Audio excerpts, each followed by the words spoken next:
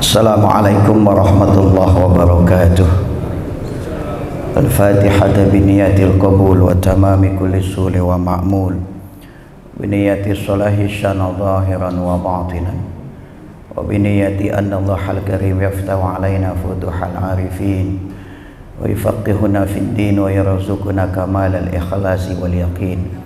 Summa ila ruhi khususan muallifi hadzal kitab Syekh Al-Allamah Hujjatul Islam Al-Imam Al-Ghazali. Summa ila arwahi wa summa ila arwahi masyayikhina wa masyayikhina wa muallimina fid din. Summa ila arwahi abaina wa ummahatina. Summa ila arwahi jami' amwatil muslimin. Summa ila hadratin Nabi Mustafa sallallahu alaihi wasallam. Al-Fatihah. A'udzubillahi minasyaitonir rajim. Bismillahirrahmanirrahim. Alhamdulillahi rabbil alamin arrahmanir rahim maliki yaumiddin. Iyyaka na'budu wa iyyaka nasta'in ihdinas siratal mustaqim siratal ladzina an'amta 'alaihim ghairil maghdubi 'alaihim waladdallin amin. Bismillahirrahmanirrahim walhamdulillah shalatu wassalamu ala rasulillah wa ala alihi wa sahbihi wa mawalah amma ba'd. Segenap jamaah Masjid Jami' Al-Hikmah rahimakumullah, kita lanjutkan kajian berseri kita terhadap kitab Mukhtasar Ihya Ulumuddin karya Hujjatul Islam Al-Imam Al-Ghazali. Yang lalu kita sudah bahas tentang masalah zikir ya. Tentang wirid. Wirid itu artinya adalah sesuatu aktivitas atau amalan yang diatur oleh seseorang untuk dirinya setiap hari atau setiap malam. Itu yang namanya wirid. Jadi orang berpikir wirid itu cuma zikir, berdoa gitu ya. Itu hanya sebagian dari bentuk wirid. Makanya orang tidak salah paham, kerjaannya wirid terus kapan nyari nafkahnya gitu ya. Padahal yang namanya wirid itu ya nggak begitu maknanya ya. Wirid itu nanti Imam Al-Ghazali akan mengklasifikasikan. Kalau ada orang zikir kemudian dirutinkan, dia berdoa, itu memang jadi wirid. Seseorang bangun tidur, habis bangun tidur langsung lihat handphone, buka grup, kalau perlu di grup itu berulang kali dilakukan, itu jadi wirid juga.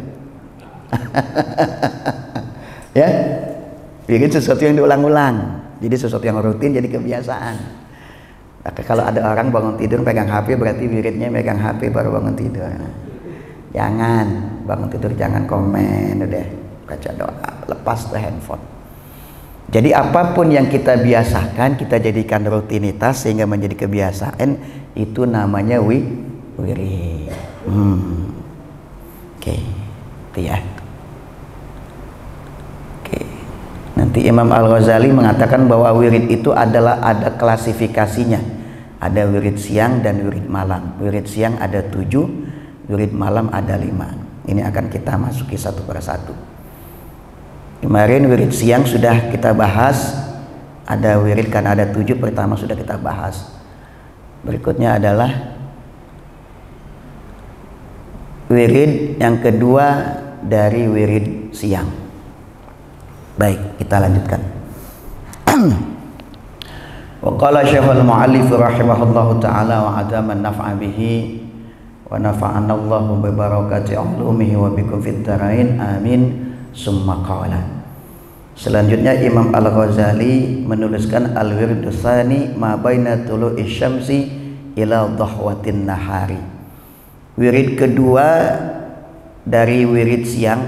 Siang itu maksudnya dari subuh sampai maghrib. Siang ya, dari maghrib sampai subuh malam gitu ya. Jadi makna siang itu dari subuh sampai maghrib itu siang. Dari maghrib sampai subuh itu malam.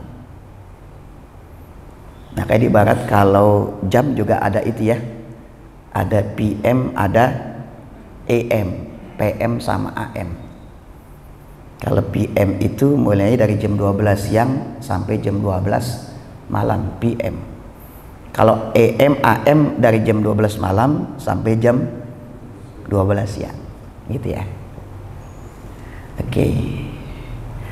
Jadi wirid kedua dari wirid siang hari adalah sejak terbit matahari sampai 1/4 waktu menjelang zuhur. Wa huwa rub'un nahar, yaitu 1/4 hari.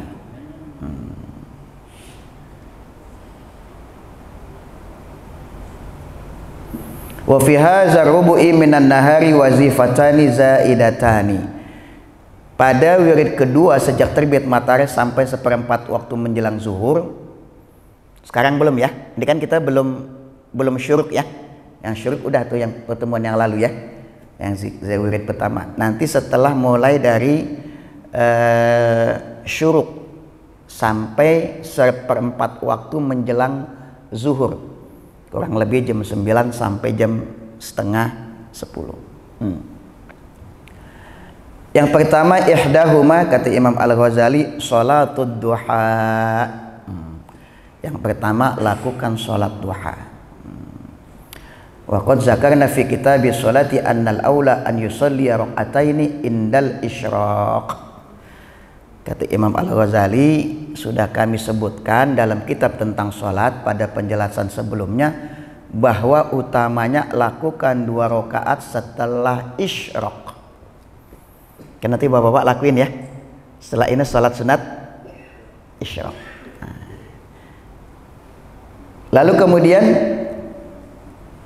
barulah sholat wazalika izan basatatis syamsu wartafa'at qadra nisfi ramhin wa yusalli arba'an aw sittan aw samaniyan iza ramadatil fisalu. Baru setelah itu lakukan 4, 6 atau 8 rakaat setelah matahari sinarnya panas.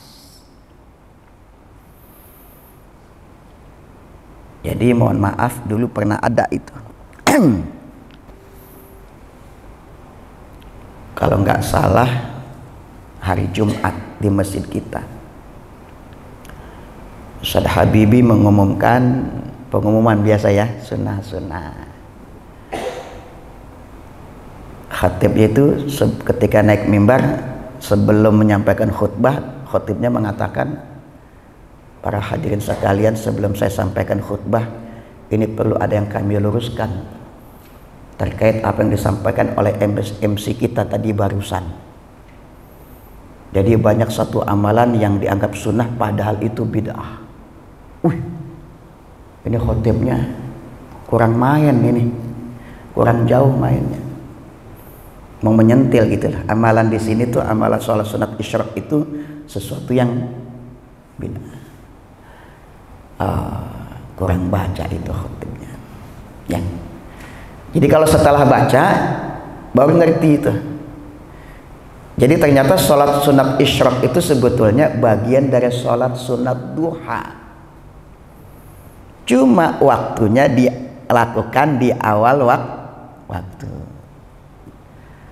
Nah nanti kalau mau duha yang agak lebih lebih original, lakukan itu setelah matahari mulai panas. Boleh 4, boleh 6, boleh 8 rakaat. Sehingga ada yang kurang paham juga. Ada juga seorang ustaz, sholat sunat isyraq itu bukan bilang sholat sunat duha. Sebab dari sholat sunat isyraq ini nggak ketemu. Adanya pasti di bab sholat sunat duha adanya. Maka nanti ketika ngelihat penjelasan Imam Al-Ghazali itu jadi jelas kedudukan sholat sunat isyraq dengan sholat sunat duha. Nah 2 rakaat setelah isyraq selaras dengan surat Shad 38 ayat 18. Inna saharnal jibala ma'ahu yusabbihna bil asyi wal isyraqi. Ini ayatnya. Sungguh kamilah yang menundukkan gunung-gunung untuk bertasbih bersama dia, bersama Nabi Daud pada waktu petang dan waktu pagi. Jadi kebiasaan wiridnya Nabi Daud kalau isyraq itu dia apa itu? Dia bertasbih, dia berzikir. Nabi Daud itu kan kalau dia baca Quran angin berhenti, ya sejuk tuh Nabi Daud. Adapun 4, 6 atau 8 rakaat selaras dengan surat Ad-Duha, wad-duha wal laili iza saja, demi waktu duha dan demi malam saat sunyi. Ya. Jadi utamanya kata Imam Al-Ghazali, kalau ingin lakukan sholat duha, lakukan sholat isyraq. Ya. Setelah syuruk, afdolnya itu jangan pas syuruknya, sebab ada larangan ketika matahari terbit kita lakukan sholat. Jadi biarkan sekitar 10 menit baru sholat sunat isyraq. Baru nanti ketika matahari sudah rada-rada panas, baru lakukan sholat duha 4, 6 atau 8 rakaat. Idealnya sholat duha itu rubu'un nahar, 1/4 menjelang waktu zuhur. Kira-kira jam berapa tuh? Jam 9 ya.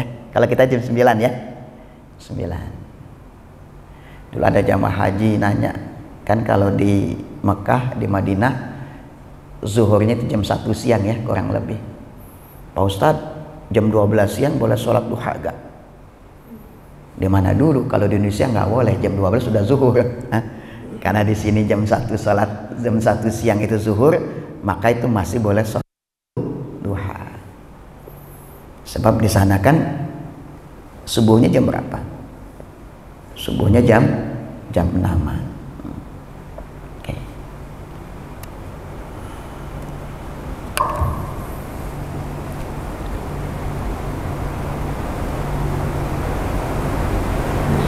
Fadzalika naqul idza kana yaqtasir ala marratin wahidatin fi shalah fa hadzal waqtu afdalu li shalatid duha. Kata Imam Al-Ghazali, kalau ingin mencukupkan diri hanya satu sholat saja, mau pilih nih sholat sunat isyraq atau sholat sunat duha, kata Imam Al-Ghazali, maka waktu yang utama pada saat tersebut adalah sholat. Kalau mau milih ya, kalau mau milih nih sholat sunat isyraq atau sholat sunat duha, maka kalau ingin mencukupkan salah satunya, maka pilihlah sholat duha. Yang bagus ya sholat sunat isyraq, kemudian nanti dilanjutkan dengan sholat duha.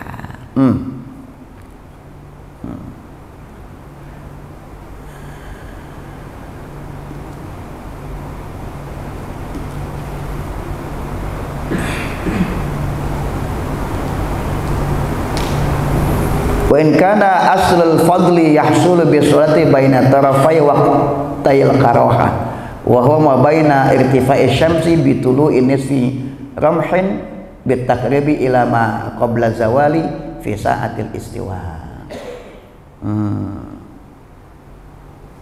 Fa ismu duha yantaliqu alal kulli. Oleh karena itulah salat duha itu dilakukan antara setelah naiknya matahari dan naiknya 1/4 matahari menjelang zawal.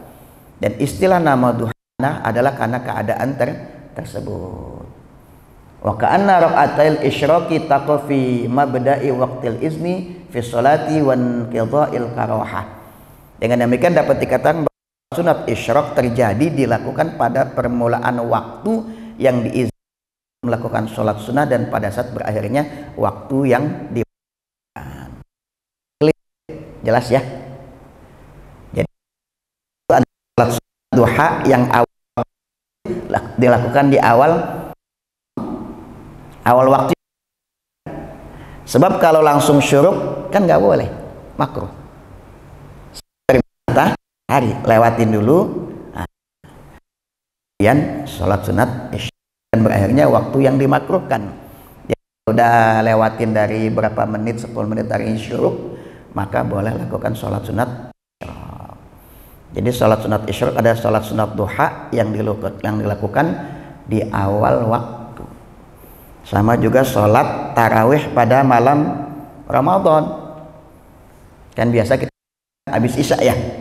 Padahal kan sholat tarawih nggak mesti habis isya. Boleh tengah malam, sepanjang belum habis waktu subuh. Cuma kalau masjid kita bikin pengumuman jamaah Al-Hikmah besok kita akan sholat tarawih jam 2 malam, ya nggak ada yang datang kayaknya. Ya nggak? Nah, itu kan metode. Ya udah di awal, lakukan di awal waktu. Ba'da sholatil isya. Itu kan. Udah. Boleh. Jadi kalau ada orang yang mungkin dia tugas malam nggak bisa sholat tarawih di masjid, nggak usah bingung. Nanti sholat tarawih saja di rumah sendiri, boleh dengan keluarga, boleh sepanjang belum masuk waktu. Jadi analoginya begini, ini supaya untuk menjembatani pandangan ekstrim yang tadi, yang bilang sunat isyraq itu nggak ada dasarnya. Kan hadisnya jelas ya, sudah dibaca. Kadang mengatakan sholat bukan duha. Nah, ketika kita dapat pemahaman dari Al-Ghazali, itu sudah terjawab sudah.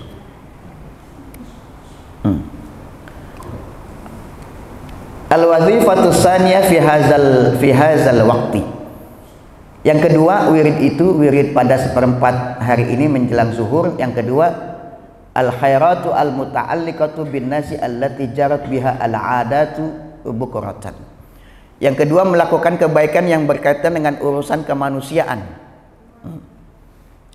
tapi sesuai dengan adat kebiasaan yang berlaku. Ya.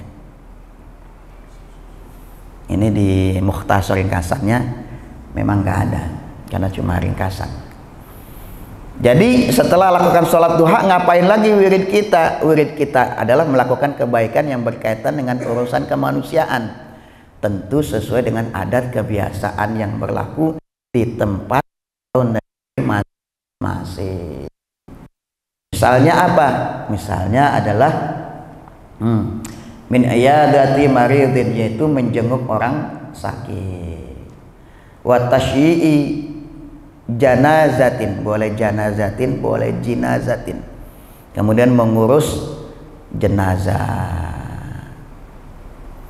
Kemudian wa muawanati ala birri wat taqwa wa huduri majlisi ilmin, hadir ke majlis ilmu. Kalau ada pengajian ya, kan suka ibu-ibu tuh pengajiannya pagi, kajian habis jam 8. Itu benar sebetulnya, berarti termasuk wirid. Di masjid kita ada pengajian ibu-ibu hari Selasa ya Ustadz ya, Selasa pagi, itu jadi wirid namanya, dilakukan setiap Selasa dan di waktu duha.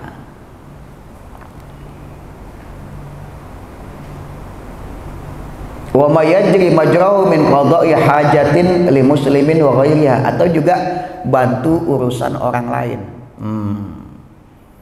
Ya, bantu urusan orang lain ini nggak usah jauh-jauh ya. Di rumah bantu siapa tuh? Bantu suami, bantu istri, istrinya lagi masak, suaminya ngepel, misalkan. Apa aja tuh ya, termasuk bantu hajat orang lain, nganterin anak sekolah, itu kan termasuk jadi wirid. Jadi kalau ada gerakan bapak-bapak pagi-pagi nganterin anak sekolah, sebetulnya Imam Ghazali udah bilang itu jadi wirid ya. Pokoknya lakukan kebaikan. Fa illam yakun syai'un min zalik, kalau nggak lakukan yang begitu juga tuh, nggak sholat duha, nggak sholat isyraq, nggak bantu orang lain, nggak ngapa-ngapain, kata Imam Al-Ghazali, kalau memang nggak lakukan itu, paling tidak maka lakukan ada ilal wadhaifil arba'il lati qadamnaha, maka lakukan wirid yang sudah kami jelaskan, wirid yang 4, yakni berdoa, berzikir, baca Quran, dan merenung. Minal adiyah wa dzikri wal qiraah wal fikri awis salawatil mutatawwa'i biha, insya'atum, melakukan sholat sunnah lainnya yang dia suka. Jadi berdoa, berzikir, baca Quran, dan merenung itu kan gampang. Baca Quran ya kalau memang nggak bisa baca setiap hari melanjutkan bacaannya kan gampang. Ya baca aja ayat kursi, kan Al-Quran. Baca aja Al-Fatihah. Baca aja Qul huwallahu ahad, mungkin berapa kali. termasuk baca Al-Quran.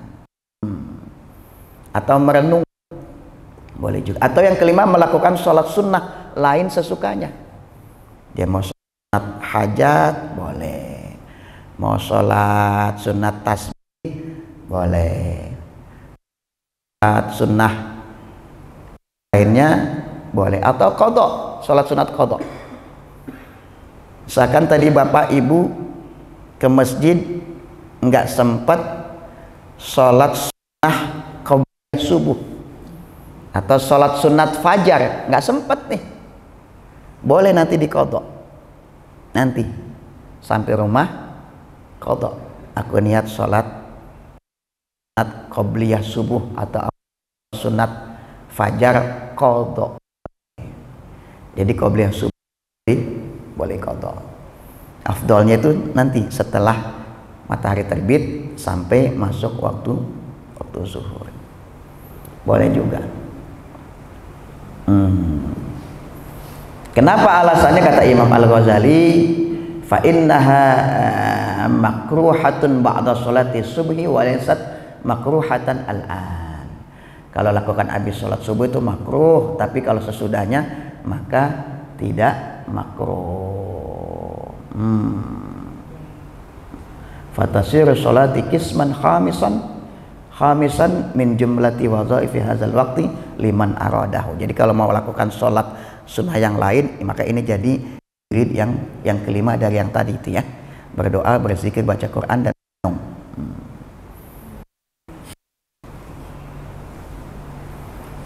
Masih jam 9. Yang ketiga, Imam Al-Ghazali, al-wirdu salis, wirid yang ketiga, min dhahwatin nahari ila zawali, sejak 1/4 waktu sampai zawal, sampai zuhur. Gampangnya dari jam 9, dari subuh sampai terbit fajar, udah ya. Nanti sejak terbit matahari, sejak terbit fajar, terbit matahari, sejak terbit sampai 1/4 jam 9. Nanti jam 9 sampai zuhur. Ini masuk wirid yang ketiga kata Imam Al-Ghazali.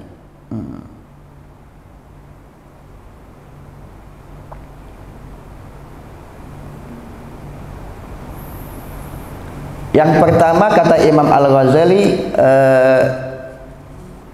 wal wazifatu fi hadzal waqti al-aqsamu al-arba'ah wa yazidu amrani. Boleh yang tadi itu nambahin yang 4, berzikir, berdoa, merenung, baca Quran, kemudian ditambah lagi dengan 2 wirid.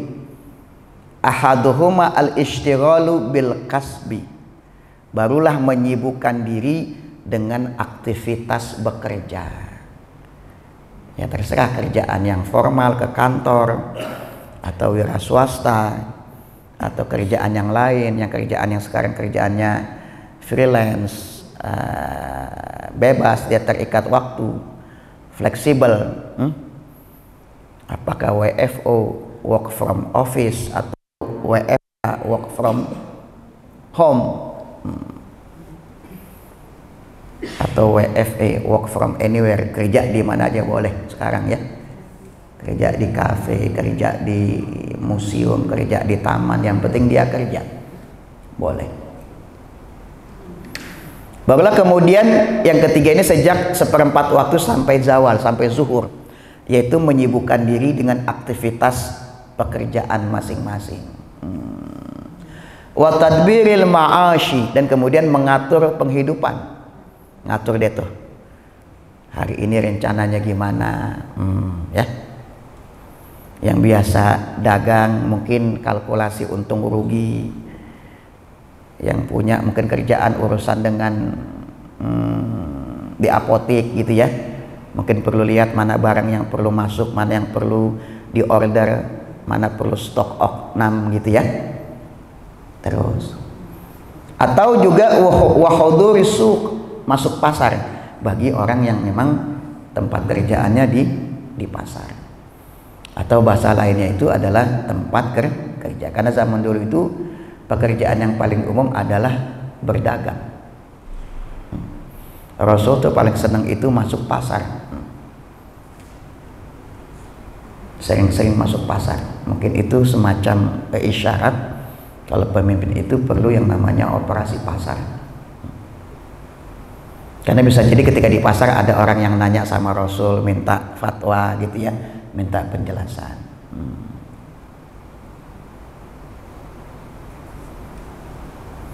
Fa in kana tajiran fayambaghi an yattajira bisidqin wa amanatin. Kalau dia memang seorang pedagang, dia seorang pebisnis, maka berdagang dengan jujur, berdagang dengan amanah. Wa in kana sahiba sana'atin fabinushi wa syafaqatin. Kalau seorang pemberi jasa layanan, nih pemberi jasa atau layanan, maka layanilah pelanggan dengan tulus dan ramah. Kalau pelayan di rumah sakit pemerintah, jangan bedakan mana pasien BPJS dengan pasien mandiri. Nggak boleh. Mentang-mentang pasien BPJS dianaktirikan, nggak boleh begitu. Pokoknya apapun orang yang memberi jasa layanan publik, maka layani dengan tulus dan ramah. Jadi kalau ada istilah melayani dengan hati, gitu kan ada tuh ya. Imam Al-Ghazali lebih dulu bilang itu, kalau melakukan pelanggan dengan hati. Kalau sekarang itu ada istilah apa itu? KYC, Know Your Customer, ya. Ketahuilah siapa pelanggan Anda. Makanya kita kalau masuk, misalkan masuk bank, jangankan sampai di depan teller, baru masuk pintu saja sudah disambut oleh satpam. Itu bagian termasuk jasa atau layan. Apapun pokoknya yang sifatnya itu melayani orang, maka layani orang lain dengan tulus dan dengan ramah. Binushin wa syafaqatin. Ya Allah, yang Al-Ghazali itu visioner ya. Idenya itu melampaui zaman. Pokoknya yang sifatnya jasa dan layan. Jadi kalau pelayan publik, dia itu pelayan. Seorang ulama, seorang ustadz, dia juga pelayan. Makanya di flyer saya katakan khadimul majlis, pelayan majlis. Dia melayani orang yang ingin mencari ilmu. Jadi sibukkan dengan aktivitas bekerja, mengatur penghidupan dan masuk pasar atau tempat kerja. Nah nanti Imam Al-Ghazali nanti berikutnya itu akan merinci lagi tuh. Kalau kita pedagang, kalau kita dosen, kita pelajar, kita santri, kita pelayan publik, kita penguasa, kita hakim, kita aparat hukum, wiridnya itu bergantung dengan kondisi masing-masing. Insya Allah nanti sampai ke sana ya.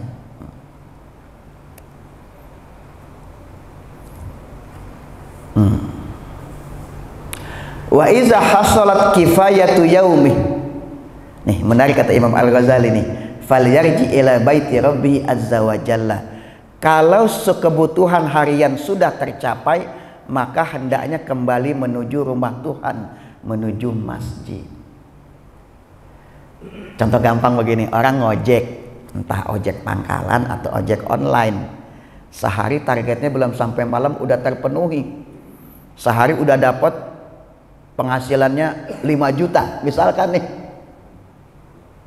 Biasanya nggak sampai 5 juta tuh, dapat 1 juta. Kata Imam Ghazali, kalau sudah terpenuhi, udah jangan ngoyo, jangan terusin ngojek, pulang. Tapi sebelum pulang, kata Imam Ghazali, baiknya menuju rumah Tuhan. Maksudnya ngapain tuh? Maksud ke masjid. Jadi Imam Ghazali ngajarin tuh, kalau udah terpenuhi, nggak usah ngotot nyari duit, gitu ya. Sebab sudah terpenuhi. Kalau kita gimana nih? Oh kita enggak, terus lanjut ya, lanjut kita ini. Kita maksudnya kalau sudah terpenuhi kebutuhan ya udah balik. Ini tentu saja kalau kerjaannya tidak terikat dengan sistem. Ya kalau kerja di kantor nggak bisa kan, jam 1 pulang nggak bisa, tetap berdasarkan ketentuan. Yang mungkin kerjanya tidak terikat dengan sistem. Kalau sudah terpenuhi, dari rezekinya sudah cukup untuk hari itu, maka kembali menuju rumah Tuhan, maksudnya ke masjid. Ngapain? Waliyatazawwad li akhirati, supaya menambah bekal akhiratnya. Bekal dunia udah dapat tadi tuh, udah terpenuhi kebutuhan satu hari. Maka sisa waktu yang masih ada, masuk masjid nambah bekal akhirat. Fa innal hajata ila zadil akhirati asyaddu, sebab kata Imam Al-Ghazali, hajat kebutuhan untuk nambah bekal akhirat itu lebih penting dibanding nambah kebutuhan dunia. Wa tamattu bihi adwam, fal ishtighalu bi kasbi ahammu min talabi ziyadati ala hajatil waqti. Jadi kebutuhan akhirat lebih penting daripada kebutuhan dunia dan lebih kekal untuk bersenang-senang. Tapi kalau kebutuhan hariannya belum terpenuhi, kata Imam Al-Ghazali, fal istighalu bi kasbi ahammu min talabi ziyadati ala hajatil waqti. Jadi maka nyari kehidupan kerja, nyari nafkah untuk keluarga itu lebih penting pada waktu ini. Jadi orang kalau kerja itu juga ibadah, ya. Asal diniatkan ibadah, ya. Niatkan nyari kerja itu untuk apa itu? Untuk memenuhi kebutuhan keluarga, supaya nggak ngemis-ngemis, supaya nggak minta-minta, supaya nggak nyusahin orang. Itu termasuk ibadah, termasuk wirid. Wa qad qila, ada satu ungkapan, la yujadul mu'minu ila fi salasi mawatin. Ada satu ungkapan kata Imam Al-Ghazali, orang beriman itu ditemukan pada 3 tempat. Jadi nyari orang beriman itu gampang, temukan di 3 tempat saja, kata Imam Al-Ghazali. Yang pertama, masjidun ya'muruhu. Yang pertama, cari, kalau nggak ada, di mana tuh? Cari di masjid.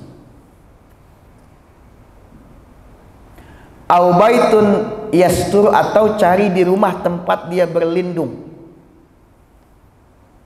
Yang ketiga, au hajatun labudda lahu minha, carilah di tempat dia bekerja di mana ia memenuhi atau mencari kebutuhannya.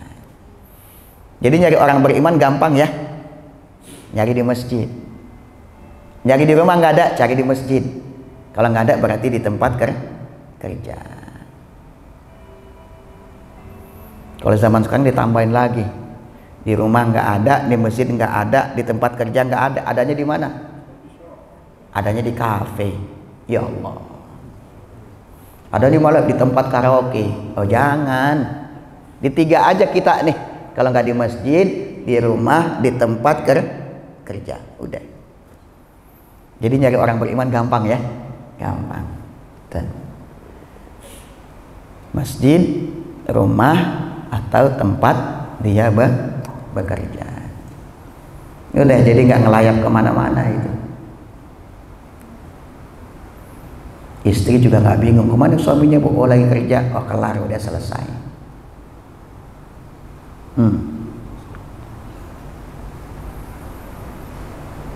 Yang kedua, al-amru tsani, dari jam 9 sampai menjelang zuhur. Yang kedua adalah al-qailulah, namanya qailulah. Qailulah ini artinya tidur siang. Jadi qailulah tidur siang itu tidur menjelang zuhur. Kalau kita tidur siang betul-betul tidur siang, ya. Habis zuhur tidur siang tuh. Jam 1 bangun-bangun udah 5:30. Itu tidur siang plus tidur sore. Jadi qailulah itu tidur siang menjelang zuhur. Kira-kira 10:30 atau jam 11, ya. Tapi kalau dibiasakan jam segitu tidur itu bisa jadi ada potensi kalau ngantuk-ngantuk mulu, itu apa tuh tanda? tanda gula. Nah, qailullah ini wahya sunnatun, hukumnya sunnah. Tidur siang itu menjelang zuhur itu. Ini kalau memang memungkinkan. Jangan mentah-mentah habis ngaji sama Ihya, nanti di kantor jam 10 tidur dia. Bosnya panggil, ngapain? Lagi tidur. Nah, tidur. Tapi sekarang pekerja sekarang pinter ya. Wah, kalau waktu zuhur itu senang deh, waktu sholat itu paling senang itu. Zuhur, asar itu paling senang itu. Kenapa? Dia sholat, habis itu dia nyender dikit, istirahat. Kadang-kadang tidur juga sejenak. Nah, jadi nyuri-nyuri waktunya di waktu sholat tiduran. Jadi qailulah tidur siang, tidur menjelang zuhur. Wahia sunnatun, ini termasuk juga sunnah. Untuk apa? Liyasta'ina biha ala qiyamil lail. Fungsi salat, fungsi qailulah itu tidur siang fungsinya untuk membantu nanti supaya bisa bangun sholat malam. Kama anna tasahura sunnatun liyasta'ina bihi ala siyamin nahar. Sama juga orang kalau mau puasa itu sunnahnya sahur. Sebab sahur itu bisa membantu menguatkan puasa di siang hari, meskipun hanya dengan seteguk air. Jadi kalau mau puasa itu sahur ya, sunnah itu supaya membantu menguatkan puasa di siang hari. Nah, tidur siang juga sama posisinya itu, untuk membantu supaya nanti kuat untuk sholat malam. Nah, kita niatkan begitu tuh ya, tidur siang untuk sholat malam.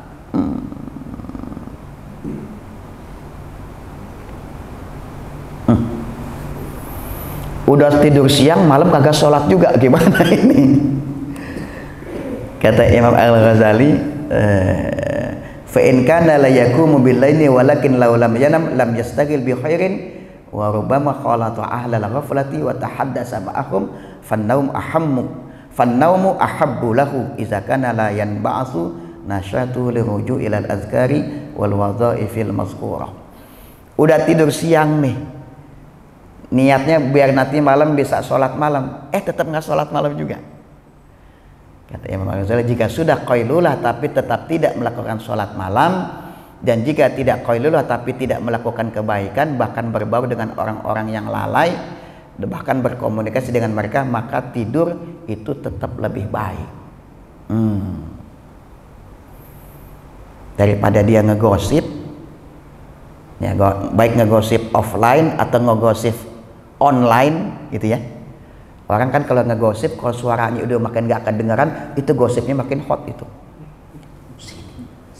Wah, itu udah hot gosipnya itu. Makin gak terdengar ya. Nah, kalau ada orang begini nih, mendingan tidur daripada melakukan yang tidak baik atau berkumpul, berkomunikasi itu dengan orang-orang yang model-model begitu. Udah mendingan tidur. Meskipun dia nanti nggak bangun malam, tidurnya itu menghindari dia dari keburukan. Ini kalau bahasa Imam Al-Ghazali keren sekarang ini. Mencegahnya berkomunikasi dengan orang-orang yang lalai. Kalau bahasa sekarang orang-orang toksik. Paham ya? Orangnya toksik itu. Orangnya itu racun. Keren ini Imam Al-Ghazali ini. Maka lebih baik mendingan dia tidur. Isfin naumi as-samtu wassalam, sebab dengan tidur itu dia lebih selamat. Makanya kan ada ungkapan walaupun bukan hadis, tidurnya orang berpuasa adalah ibadah, gitu ya. Itu bukan hadis, tapi maksudnya benar. Daripada dia nggak tidur tapi ngomong yang enggak, mendingan tidur. Ada orang pelaku keburukan terkenal deh, dia tidur, jangan dibangunin, biar aja dia tidur. Sebab dengan dia tidur, dia tidak mengganggu orang lain. Udah, biarin aja deh. Sebab kalau dia bangun, dia meresahkan orang lain.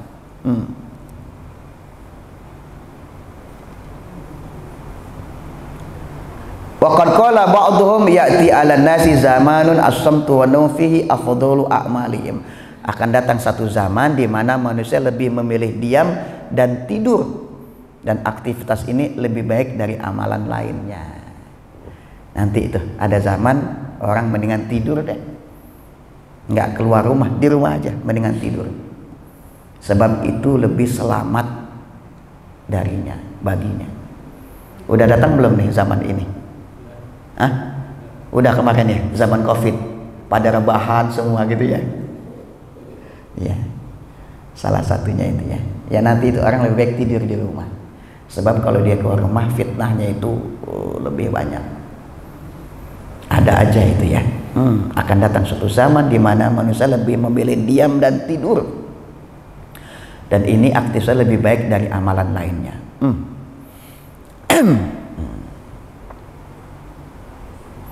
Wa kam min abidin ahsanu ahwalihi an-naumu. Betapa banyak ahli ibadah yang keadaannya lebih baik kalau dia tidur. Wa zalika idza kana yura'i bi ibadatihi wa la yakhlusu fiha. Sebab kalau dia nggak tidur, dia suka pamer sama ibadahnya. Kata salaf, orang begini udah kalau dia nggak tidur dia suka pamer sama ibadahnya, itu mendingan dia tidur, sebab tidurnya itu mencegahnya dia dari pamer atau dia menjadi tidak ikhlas. Ya Allah.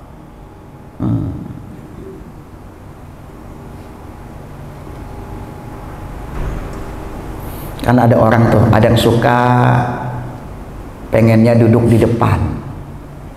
Ada orang pengen sukanya duduknya di belakang. Bisa jadi yang di belakang, wah kalau saya duduk di depan nanti saya nggak ikhlas. Dia milih duduk di belakang, maka duduk di belakang itu lebih baik bagi dirinya. Jadi kadang-kadang yang begitu perlu kita latih ya, supaya kita itu merasa kita itu nggak terlalu penting, ini mata orang lain. Jadi kita mau duduk di belakang, mau duduk di depan itu biasa saja. Wa qala Sufyan ats-Tsauri rahimahullahu taala kana yu'jibuhum iza tafarrahu an yanamu talaban lis-salamah. Kata Imam ats-Tsauri, yang mengagumkan dari perilaku salaf adalah ketika mereka selesai melakukan suatu pekerjaan, mereka kemudian tidur demi untuk menjaga keselamatan mereka. Tidur siang atau yang namanya qailulah.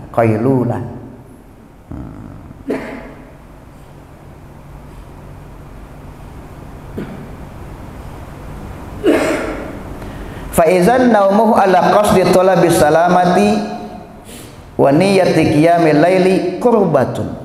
Maka kalau ada orang yang tidur siang qailulah, tujuannya untuk bisa bangun malam atau menjaga dirinya dari melakukan yang tidak baik, maka tidurnya itu dinilai sebagai qurbah. Qurbah artinya upaya untuk mendekatkan diri kepada Allah sehingga bernilai ibadah.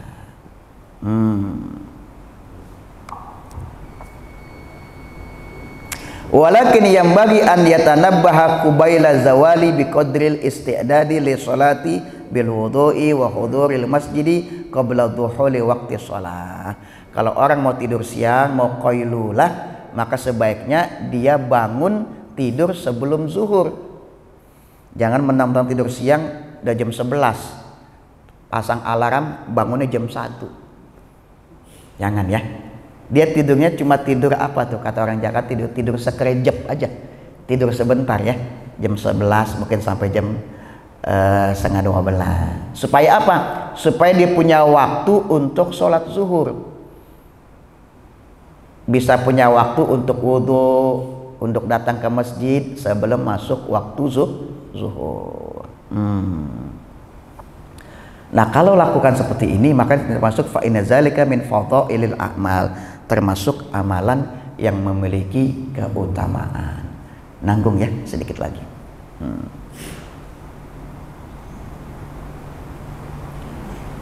Wa in lam yanam wa lam yashtagil bil kasbi washtaghala bis salati waz zikri fahuwa afdalu a'malin nahar. Kalau enggak tidur siang, jangan juga tidak sibuk dengan pekerjaan, maka sibukkan diri dengan membaca sholawat dan zikir. Enggak tidur siang, enggak sholat duha, enggak punya kerjaan, ngapain lagi? Udah baca sholawat. Allahumma sholli ala Muhammad wa ala ali Muhammad, yang singkat ya. Macam-macam nih, Allahumma sholli ala sayyidina Muhammad wa ala ali sayyidina Muhammad kama shallaita. Terus itu boleh. Sallallahu ala sayyidina Muhammad wa ala ali sayyidina Muhammad. Boleh, banyakin. Baca sholawat paling sedikit sehari 100 kali. Fahuwa afdalu a'malin nahar. Li'annahu waqtu ghaflatin nas anillahi azza wa jalla wasyaghalihim bi humumid dunya. Sebab di waktu-waktu siang ini tempat banyak orang lalai dari mengingat Allah dan sibuk dengan segala hiruk pikuk dan kegalauan dunia. Betul. Kapan sih orang mulai galau? Kalau zaman sekarang mah bangun tidur langsung galau tuh. Ya. Mulai dari jam 10 itu orang mulai galau tuh. Mulai sibuk. Nah, supaya enggak galau, kata Imam Al-Ghazali, kalau memang enggak laqailullah, maka udah banyakin sholawat. Baru nanti yang keempat adalah waktu zawal zuhur sampai selesai melakukan sholat zuhur. Nah, yang keempat ini insya Allah kita lanjutkan pada pertemuan yang akan datang. Wallahu a'lam bishawab. Ada pertanyaan? Cukup. Siapa dulu nih? Pak Haji Emil. Ya. Waalaikumsalam warahmatullahi.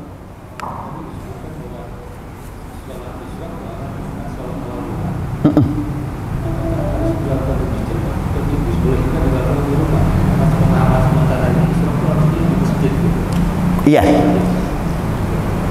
Iya. Sholat sunat duha, sholat sunat itu afdolnya dilakukan di rumah. Kalau sholat sunat isyraq karena berhubungan seperti ini kan, habis sholat subuh nih ada kajian kan ya, boleh di masjid. Kalau nanti di rumah kagak sempet, jadi boleh dicepetin deh, boleh sholat sunat isyraq. Atau boleh juga di rumah, boleh. Tergantung kita ini, kalau khawatir di rumah nanti nggak sempet, yaudah mumpung di masjid satu paket ya sudah. Nah, nanti sholat duhanya baru di rumah. Afdolnya sholat sunat itu di rumah. Kalau mau di masjid ya boleh juga, sebab memang juga tidak ada larangan yang spesifik sholat sunat di masjid. Gitu ya Pak Jamil ya. Afdolnya sholat sunat di rumah. Apa? Supaya dapat ngasih jatah ya. Sholat wajib di masjid, sholat sunnah di rumah, biar kebagian semua. Maksudnya begitu. Pak Haji Hilman tadi. Jadi sholat sunat isya itu sholat duha yang di awal dimajukan gitu ya.